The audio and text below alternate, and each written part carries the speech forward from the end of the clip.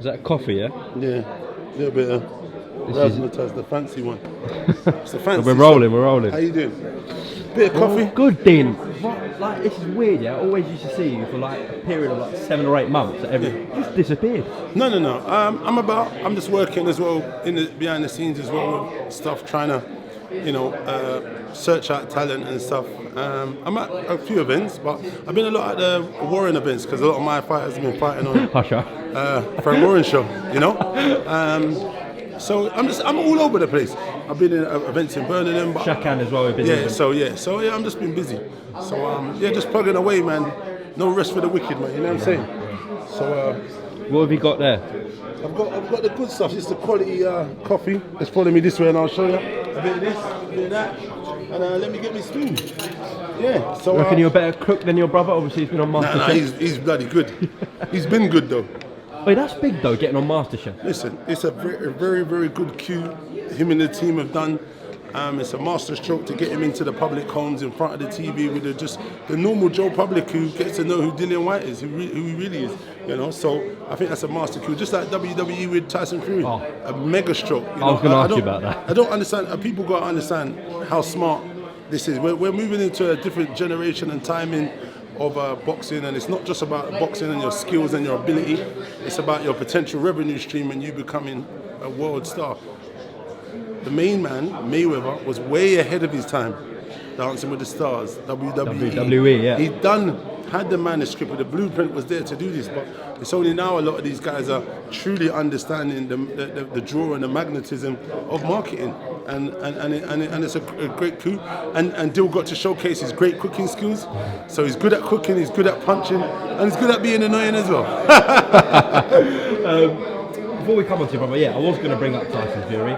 First boxer to do it since Mayweather last did it, WWE. Brilliant. And he's out in Saudi Arabia, he's killing it. Right? Yeah, so what's the coup about the ankle injury, what turned over? Oh, I don't know if it's true or not, if it's false news, but listen, I just think he's a hell of a fella. He's very smart. I think Top Rank and ESPN has helped him. That's going to put him in the general public, the homes of the American fans. And if you didn't know who Tyson Fury was after, the end of October, you're going to know who Tyson Fury is, because it's a big thing in America. WWE, like Brock Lesnar and those guys and the other guys who did it, they were mega. When Brock Lesnar went from WWE to UFC, he had a mega fan base. So when he done that, he went over there, he was commanding great money at the UFC with someone with not very little experience, but he was getting the money based on what he brought to the table, just like KSI and Logan. Another coup with Eddie Hearn and then bringing that to the table. So it's just a master stroke, and if you can do that, I'm surprised that Wilder's team didn't think of something like this for Wilder. Yeah, he'd fit the bill for that, I reckon, as well. You know what I mean? I'm surprised they didn't figure to do something like that with him to get him more known in his hometown. But listen, it's just, that's why I always say it's very key and to have a great team behind you that can give you great initiatives in terms of what they think and planning and structure and set up structure to get you into a position to go out and say, well, this is potential, this is the potential, this is potential. We think this will get you the most traction, and you should go and do this. He's doing it on Fox, which is Wilder's channel. It's mental. But like ESPN and Top Rank have done a good job. MTK as well. Yeah, and MTK, of course. So let me not forget those guys. Wonderful job that those guys. Lee Ian set all of it up in now. Yeah. No, Lee's the man, though. No, Lee's the man. But the guys behind, the guys you don't see, they're pulling the plugs. You know what I mean? Definitely. All right, let's talk about your brother. Statement released. If everything is cleared, you know what I'm talking about. Yep. He's going to have to wait. Obviously, the Ortiz-Wilder fight would happen, but he's going to have to wait for the first fight between Wilder and Fury, and then a trilogy one.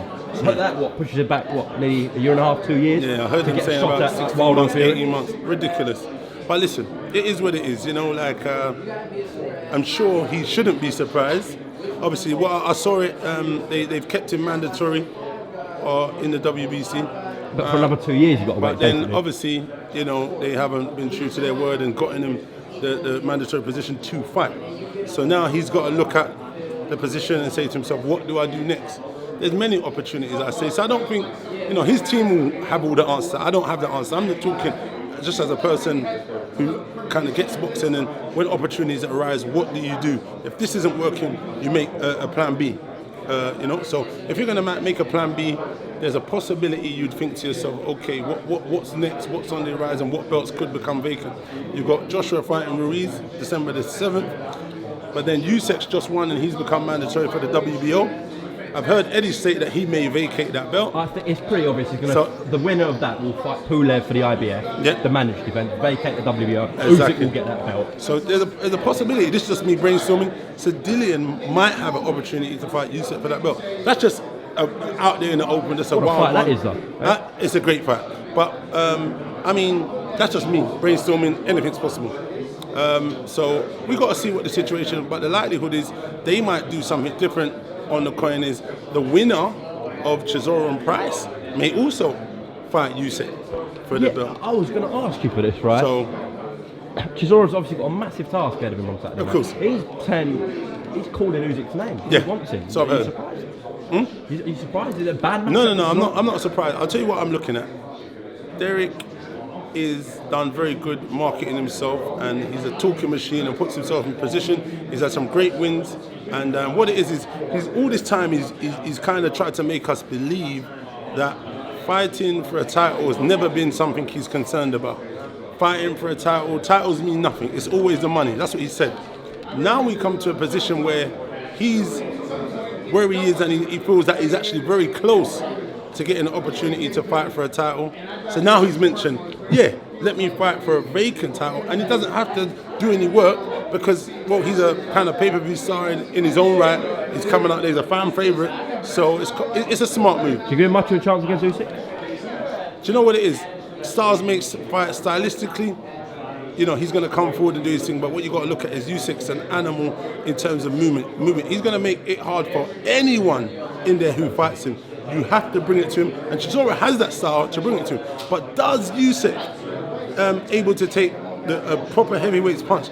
I saw Witherspoon hit him with a few shots. He stumbled backwards a little bit. Maybe he was off balance because of the movement. But does he take those combination of cumulative shots, what Chisora does, where he goes to the body, goes to the head? But the likelihood is he's not going to be there to be hit like that anyway. That's the likelihood. You know, because I'm sure he's not an Olympian for a reason. He's not an undisputed world cruiserweight champion for no reason also. So he's seen many things. He's been here many times. You know what I mean? Yeah, them Ukrainians are... they're on a different thing. The other day, Grovnich got smoked the other day by Better BF. What a fighter, he's an animal. He's a machine. He walks forward, he's relentless, and he got smoked, my guy. But, you know, it's a good fight. And people need to give him respect because that Grovnich smoked Adonis Stevenson, who was reigning for a long time. He's luckily okay now. He was in a really bad spot. And there was a few fights he won previous to that also. So you can see the level of the talent and how good he really is. So we've got to give him credit, Better BF as well. So what's that light heavyweight? But you know what's quite funny? All the belts are in Russia. It's mental. But there's one man that I if he comes up to light heavyweight, I think would do good against all those guys. Callum Smith? Callum Smith. I rate him very, very highly. Very technically sound, boxes well. And he's went and won the World Series himself. So, I mean, he's got tons of experience. I think for him, what are you saying, big man? Here he is. Yo, what are you doing, brother? You nice good for to me, you. yeah? Baby Ting in the house, what up? You don't know, man. Come on, man. Just talking to with the man. I don't know. Just talking about his brother's situation. There was a statement put out today. If everything's cleared, he will have to wait for after Wilder Ortiz, after Wilder Fury 2, and if there's a trilogy. So he's going to have to wait for potentially another 2 years to get that shot. What do you make of that? Look, we're going to see, we're going to see your brother in Vegas, right? Potentially. Oh, on the Jacobs Chavez card, yeah? We're going to see Dillian in Vegas, so... Look, it's not for world title fight. Yeah, the Wilder Fury stuff. I hear you. But listen, you're putting him in a predicament he's maybe not too keen to answer. Maybe. Smart man, maybe. And he's smart, he manoeuvred it nice. Yeah, potentially we should be out in December. Let's see. But what he was talking about is that the layoff in terms of them pushing back the waiting time, a year and a half to 2 years. Listen, I'm not surprised. I think he may want to go and look for a different route, maybe the WBO, maybe the easiest one, because if it becomes vacant, that's a possibility, and that's where he should look at. If you're a smart man, you go with the smart choice. But what you don't want to do is go for that and start going up the rankings, and they remove you from the WBC ranking. So it's something him and his team need to sit down and carefully think and plan over before they make any movements. But yeah, again, this is just my opinion. This means nothing. Why don't you give Mauricio a call? Well, it's a convention right now. Well, we've seen I this. wanted to be there actually. I bloody wanted to. I bet go you out there. did. Yeah, I was gonna go. I don't mess. I was literally about to go, but then my mate pulled out. So it is Sod's Law. It's next time. Right, David, we'll do something proper in a minute. Say again? We'll do something proper in a minute. Yeah. Yeah. Dean, appreciate your time. Good to get you back Thanks on the very channel. much, man. And see you soon. Peace.